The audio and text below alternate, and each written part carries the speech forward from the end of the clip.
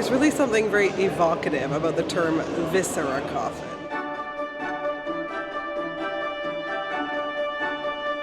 I'm Jessica, the Museum Guide, and today I'm going to be taking you through the Louvre to see its most macabre, goriest, creepiest, and unusual objects and paintings. Today, I am combining two of my favorite topics, the Louvre and dark and spooky museum objects, a match made in heaven.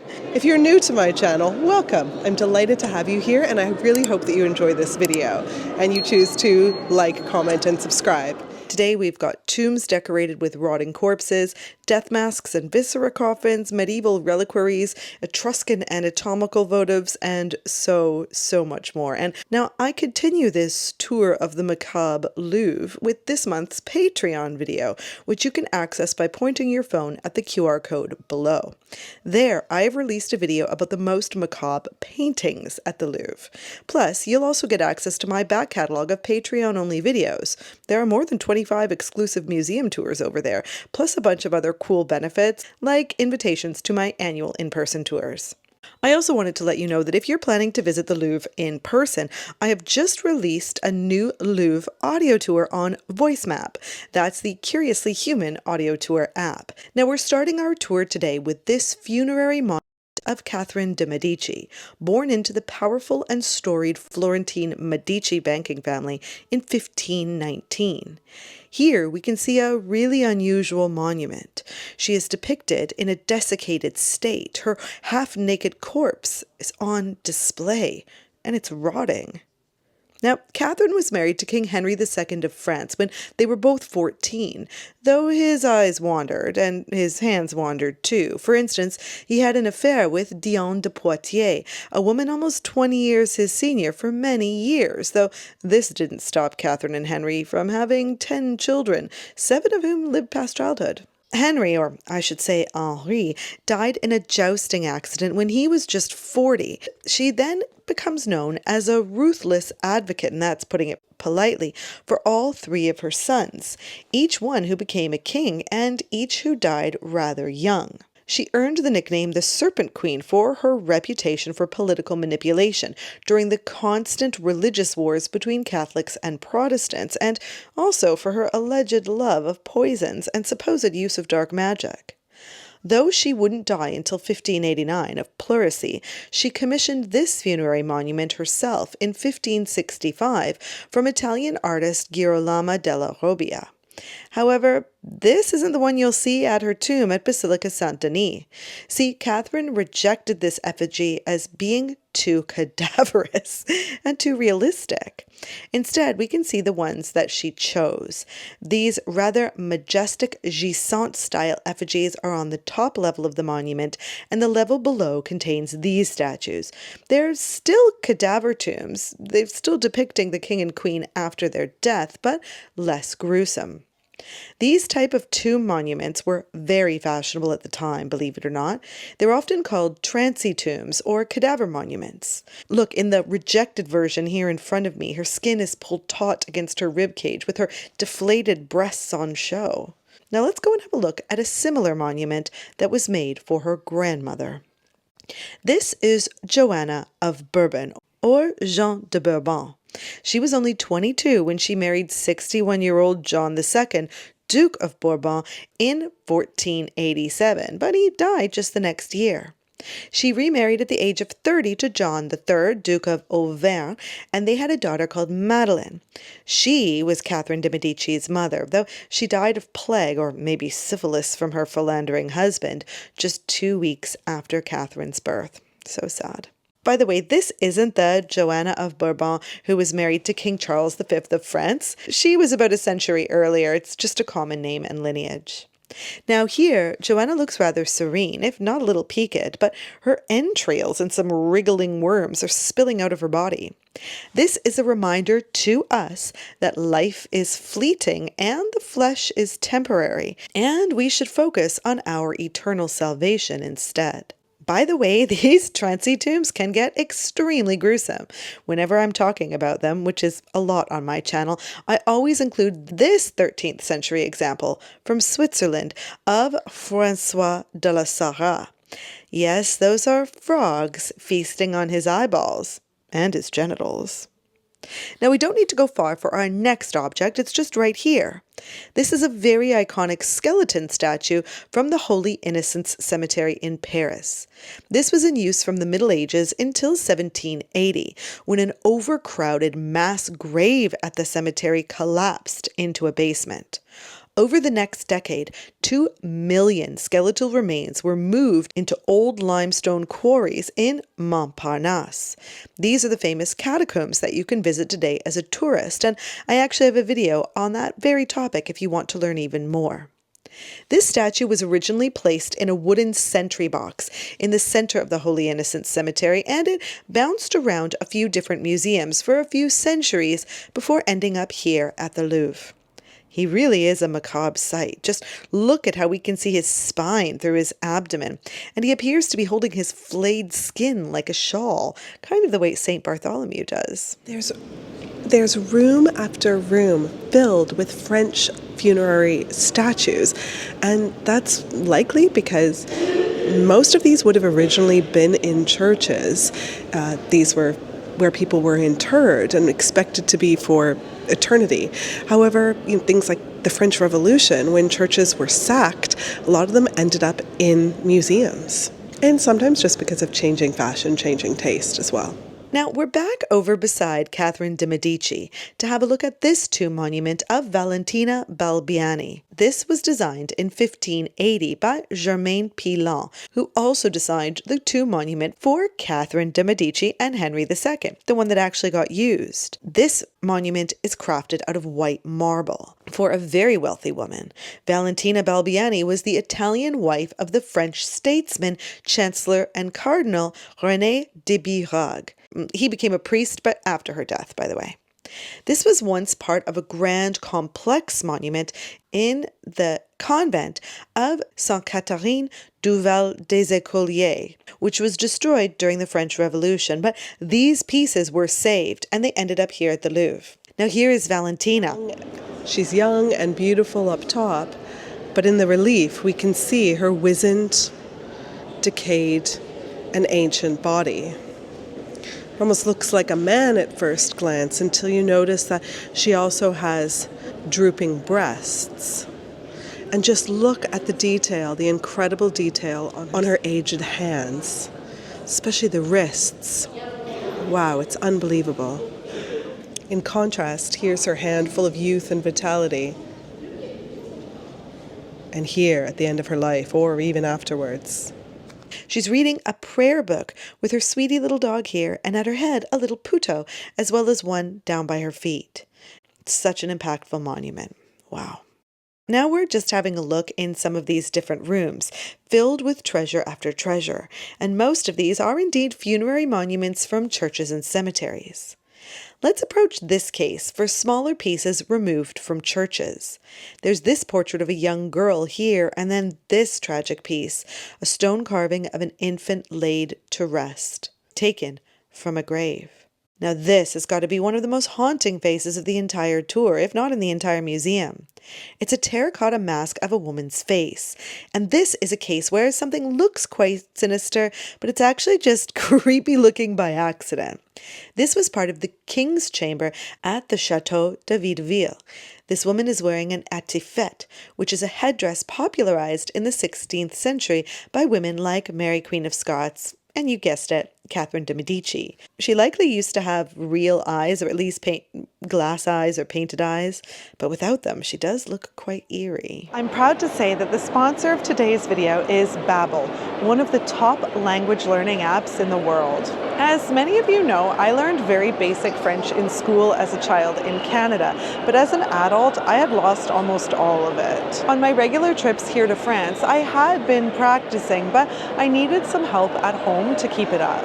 And now it's even better because Babbel has just launched their group plan. This means you can split the cost of a subscription with up to 6 family members or friends, but everybody gets their own individual account. So it's an amazing way to save money while still learning a new language. I'm sharing my subscription with my husband and my mom so we can all improve our skills for our next trip.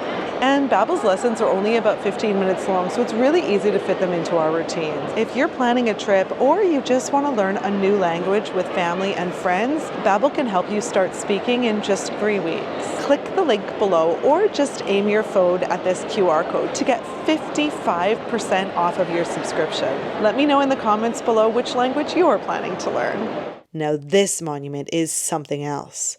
It was the tomb of the family of Philippe Commynes and his wife, Hélène de Chambre. He was a historian and diplomat from Flanders who lived in the second half of the 15th century. The tomb assemblage is considered a true masterwork of early 16th century Renaissance funerary art. It was originally created for the family's private chapel at the Grand Augustin convent in Paris, which, you guessed it, was destroyed during the French Revolution. We can see limestone statues of Philippe and Hélène shown kneeling in prayer, and their heads were originally turned towards the chapel altar. In front of them, we can see the recumbent alabaster statue of their daughter, Jean. This was added much later when she died. And this is interesting because I thought that this assemblage was created in honor of a daughter who had died young and they were grieving her, but she outlived them, thankfully. By the way, I really love the curation here, the way that they have set up the tomb monument. It really feels like we're seeing it in the church where it was originally placed. Now here's a lovely tomb with a unicorn, especially symbolic when paired with a young girl. Unicorns symbolized purity, innocence, and devotion to Christ. The unicorn had a fierce nature, but would submit to a maiden. And here is a 17th century cemetery cross with skulls adorning the base. Always a reminder that we too shall die. Oh, here's one of my favorite topics ever, a cephalophore saint. One of 2 that I know of on display in the Louvre, actually. The other one is in the Patreon paintings video. Cephalophores are saints who are depicted carrying their own heads. They're particularly popular in France, and while we've spoken about Saint-Denis at length on my channel and over on Patreon in the past, we've never spoken about dear Valerie of Limoges. She is a martyr associated with the Roman period, and her cult was very popular in medieval Limousin, France. But this statue from Nevers in 1470 to 1500 shows that her cult spread even further. According to the most popular version of her hagiography, and that's a word that means a saint's biography, there are many conflicting hagiographies for her, by the way. She was beheaded for her faith and maybe for refusing to marry a pagan. And then she carried her own head and presented it to her bishop, Marshall, who had converted her. Here we can see her flanked by 2 angels. You can see the one on the left is even reaching up to touch the severed head, as if to show us the blood, because yes, this would have been fully painted and gilded. There are traces of the paint. I always love a cephalophore. That is a very, very fantastical dragon. He's actually quite cute. Sculpted by Michel Colombe in 1509, this is from the chapel of the Château de Gaillon in Normandy. St. George fighting the dragon in incredible detail. But just look at the scales on the dragon. They're really unique. And then let's pop up to his head. Of course, there's a maiden behind him, but he looks almost like the dinosaurs from the TV show Dinosaurs. The sign describes him as being more fanciful than frightening, and I do have to agree. And St. Michael fighting the demon, or the dragon, depending on what part of Europe you're in. Here in France, in 1500, from Picardy, he's depicted fighting a demon. Now, this is one of the most famous tombs in France, let alone in the Louvre. This is the tomb of Philippe Pot. And if it looks familiar, maybe you've watched my video about lesser known, off the beaten track things to see in the Louvre. That's a good video. It never got many views. I really like it though. This is the tomb of Philippe Pot, and it's one of the greatest burial monuments of the Middle Ages. Philippe Pot was an important Burgundian military leader and diplomat, and he wants you to know that about himself, even in death. He wanted a spectacular burial, which was to be at the Chapelle Saint-Jean-Baptiste in Citeaux Abbey in Dijon, and so he started planning this monument 13 years before his passing. Pot is recumbent on the slab, his hands raised in prayer, wearing his armor and a heraldic tunic. He's surrounded by 8 mourners. They're called pleurants, and they add a gravitas and somber tone to the burial and remind us that we should feel deeply sorrowful at Pot's passing. Just look at them. Pot's monument was one of the last Burgundian-style tombs, whose characteristics include the deceased having natural faces, open eyes, and angels above their heads. We can see detailed inscriptions all around the sides of the slab, and these emphasize his achievements and tell us about his impressive social standing, such as being a Knight of the Golden Fleece, though that was stripped from him after his allegiances were questioned. The entire piece is made from lead, gold, and limestone, and though we don't know for certain who made it, it's usually ascribed to Antoine de la Moturier. This monument was actually stolen during the French Revolution and was eventually placed in a private garden in Dijon in the 19th century, before becoming a part of the Louvre's collection in 1899. I love Burgundian tomb monuments. I really want to go to Dijon this summer to go and have a closer look at them in person. Now, we spend a lot of time talking about death masks and funerary masks on my channel, and so here is a very special one from the medieval period. This is a funerary mask from the double tomb of Herbert Lanier, made from beaten copper.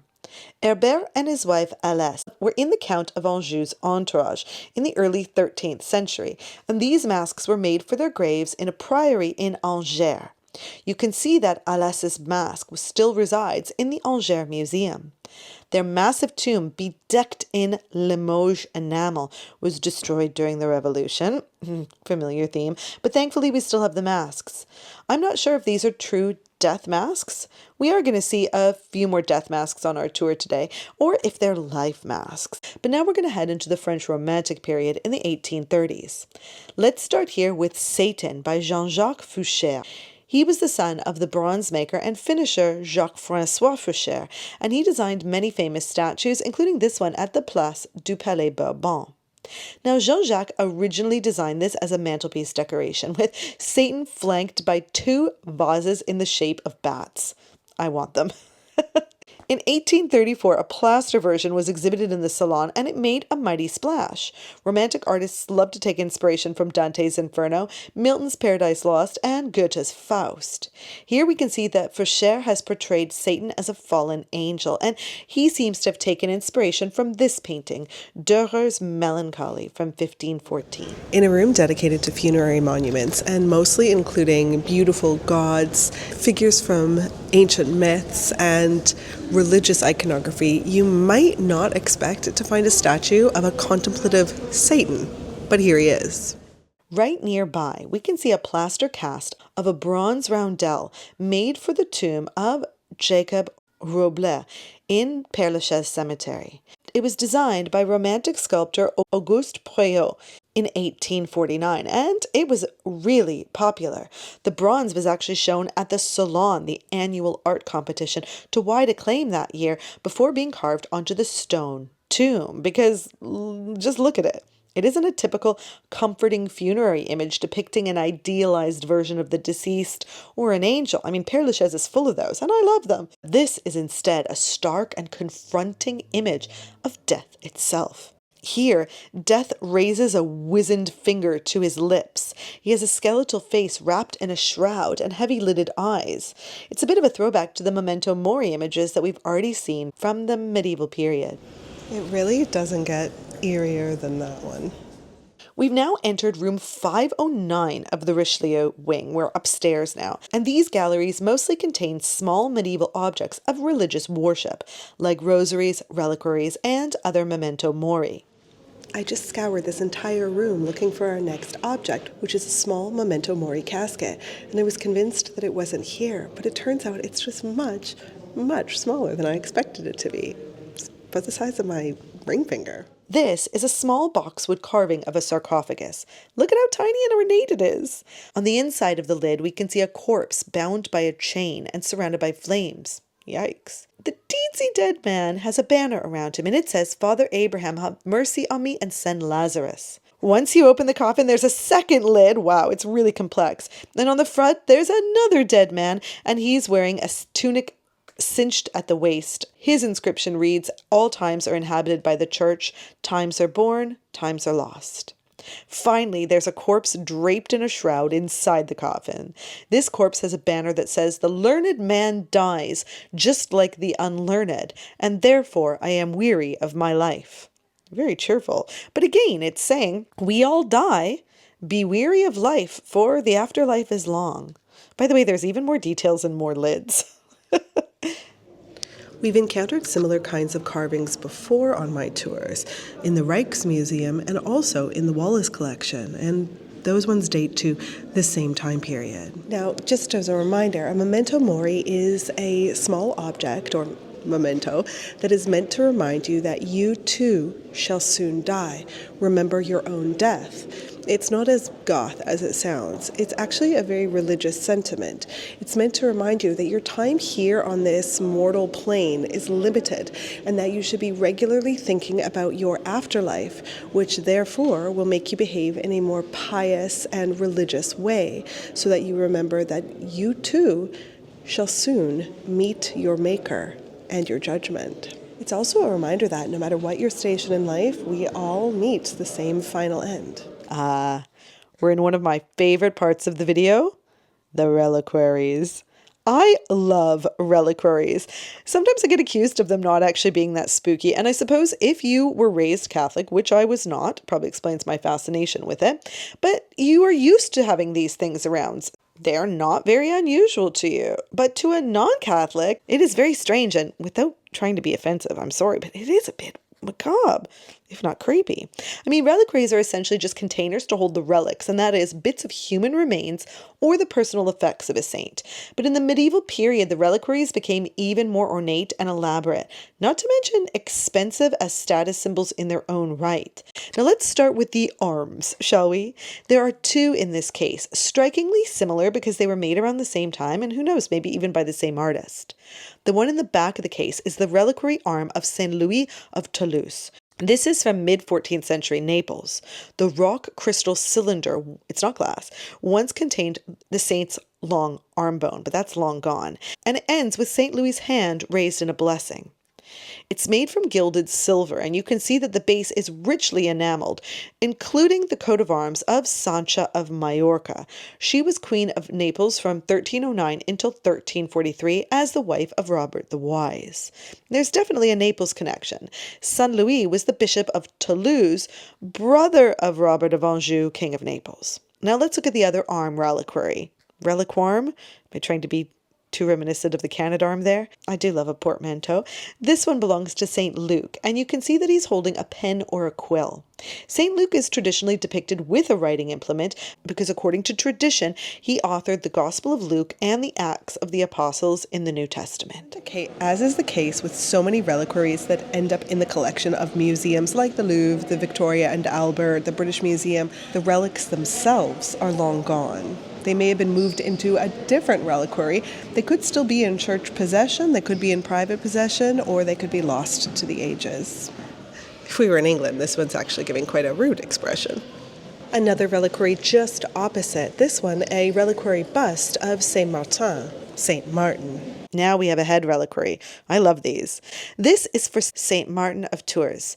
Martin of Tours was the third bishop of Tours in the 4th century, though he was originally from Pannonia in present-day Hungary, and he worked tirelessly to help eradicate the remnants of the Gallo-Roman pagan traditions. Kind of cross about that.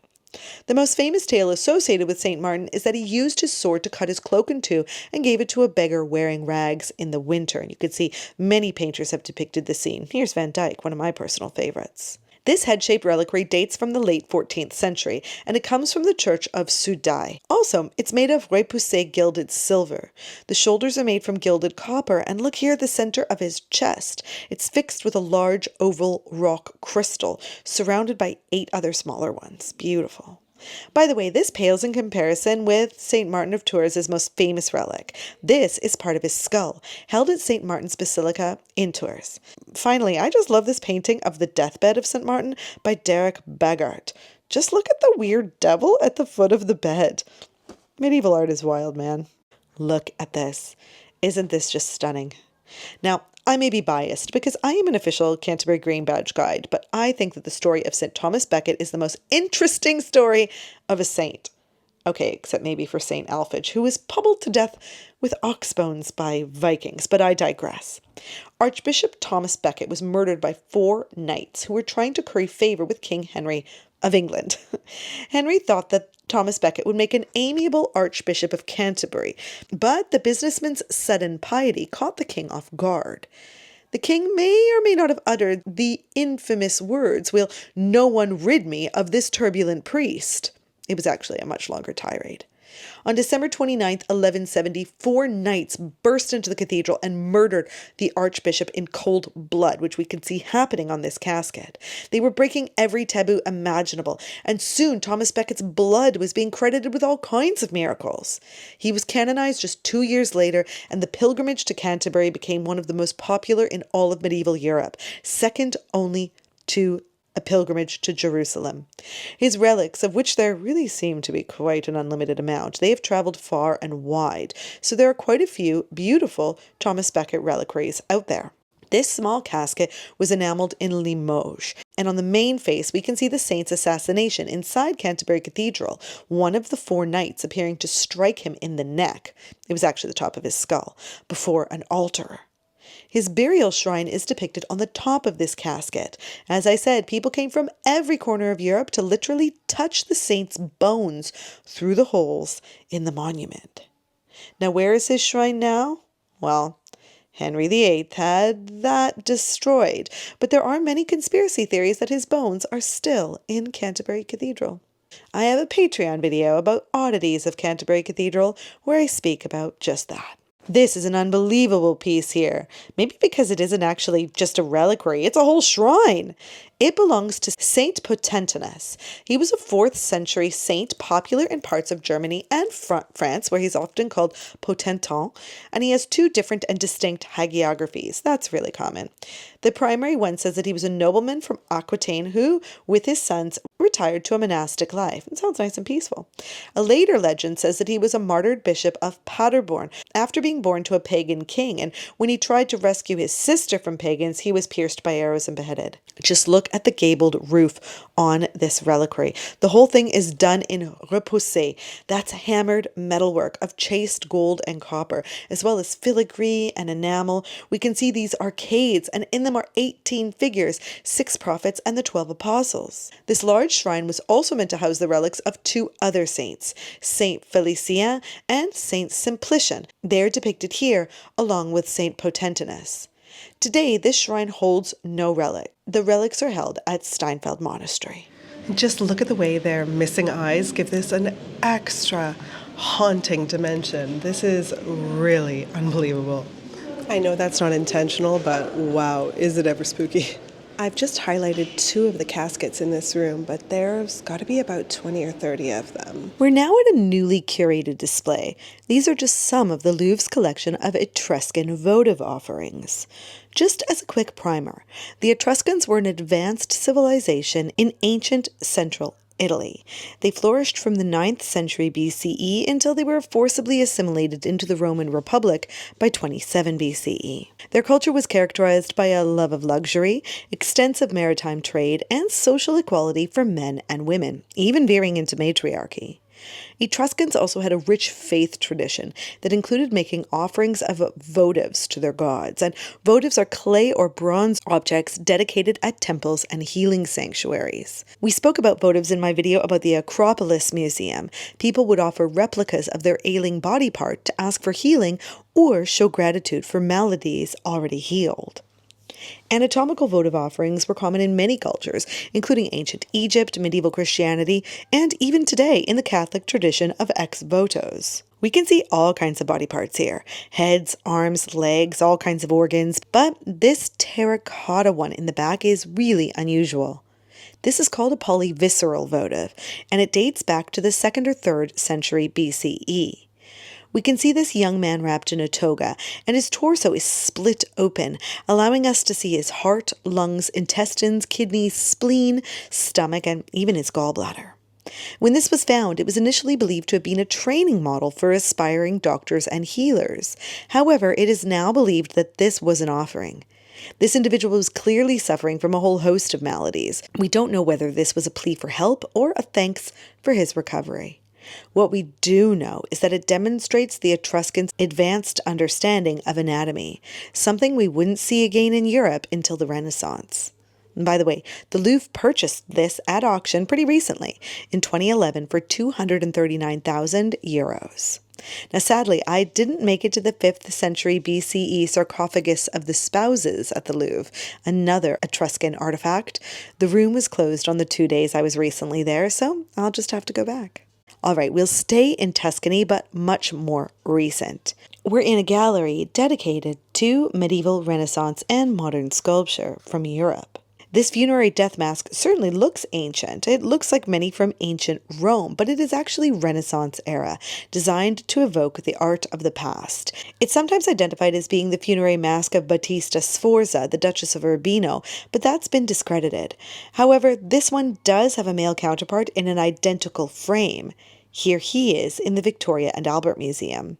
Whoever it is, this was definitely the death mask of a high-status woman, made by making a cast of her face after death. Her head is encircled with a shell-shaped support and a laurel wreath. Sometimes funeral effigies look like an idealized version of the person while they were alive, but there is no mistaking that she is dead here. You can really see the slackness in her face.